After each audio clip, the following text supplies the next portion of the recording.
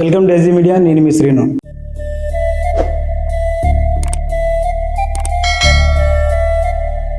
మనందరూ ఎంతో భక్తి శ్రద్ధలతో చేసుకునే ఈ గణేష్ ఉత్సవాల సందర్భంగా గణేష్ ఉత్సవ్ .net అని చెప్పేసి ఆల్రెడీ సో మీరు అనుమతులకి ఇంత ముందులాగా డీజే లాంటి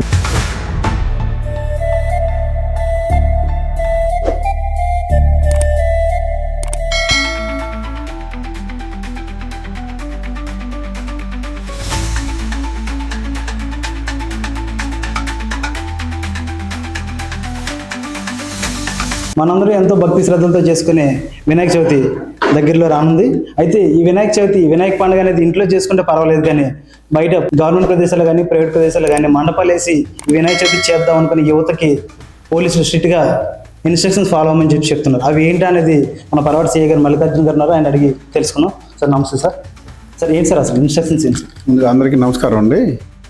ఈ గణేష్ ఉత్సవాల సందర్భంగా ఈసారి ఒక సిస్టమేటిక్గా నిర్వహించడానికి సంబంధించి చాలా ముందుగానే అడ్వాన్స్గా మా గౌరవ ఎస్పీ శ్రీ తుహిన్ సిన్హా సార్ గారు, అలాగే పరవాడ డిఎస్పీ గారు తాలూకా ఉత్తర్వుల మేరకు మేము కంటిన్యూస్గా ఎఫర్ట్స్ అనేవి తీసుకుంటున్నామండి. ఇందులో భాగంగా గణేష్ ఉత్సవ్ .net అని చెప్పేసి ఆల్రెడీ ఒక వెబ్సైట్ అనేది ఇవ్వడం జరిగింది. సో మీరు అనుమతులకి ఇంత ముందులాగా ఆఫ్లైన్లో పోలీస్ స్టేషన్కి రావాల్సిన అవసరం కూడా లేదు. నేరుగా మీరు ఆ వెబ్సైట్లో మీరు రిజిస్టర్ చేసుకోవచ్చు కాలమ్స్ ప్రకారంగా. దాని మీద మేము అనుమతులు వెరిఫై చేసి ఇస్తాము.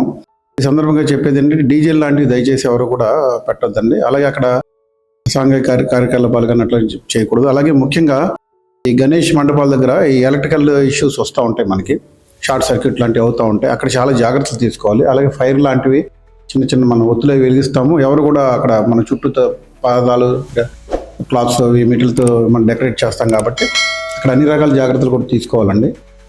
సందర్భంగా ప్రజలంతా ఏంటంటే పోలీస్ డిపార్ట్మెంట్కి కోఆపరేట్ చేయాలని చెప్పేసి, అలాగే మా సైడ్ నుంచి ఎటువంటి ఏ విషయం ఉన్నా కూడా వెంటనే మేము ప్రాంప్ట్గా రియాక్ట్ అయ్యి మేము చేస్తాము. అందరూ కలిసి ఉత్సవాలని ప్రశాంతంగా హ్యాపీగా జరుపుకోవాలని చెప్పేసి మేము కోరుకుంటున్నాము. అయితే ఇప్పుడు ఏదైతే సింగిల్ విండో అని చెప్పేసి గణేష్ ఉత్సవం అని చెప్పేసి ఒకటి ఐడోట్ క్రియేట్ చేశారు వెబ్సైట్. దాని ద్వారా చేసుకున్నప్పటికీ కొంతమందికి ఇంకా డౌట్స్ ఉన్నాయి సార్. అంటే స్టేషన్కి వెళ్ళి మళ్ళీ మనం వెళ్ళి కలవాలా, లేదంటే సచివాలయంకి వెళ్ళి కలవాలని కొంత డౌట్స్ అయితే చాలా మంది ఉన్నాయి సార్. దాన్ని ఎలా మనం నివృత్తి చేయగలం? స్టేషన్కి ఎవరు రావాల్సిన పని లేదండి. ఆఫ్లైన్ అనేది లేదు, only online system, online permission మాత్రమే.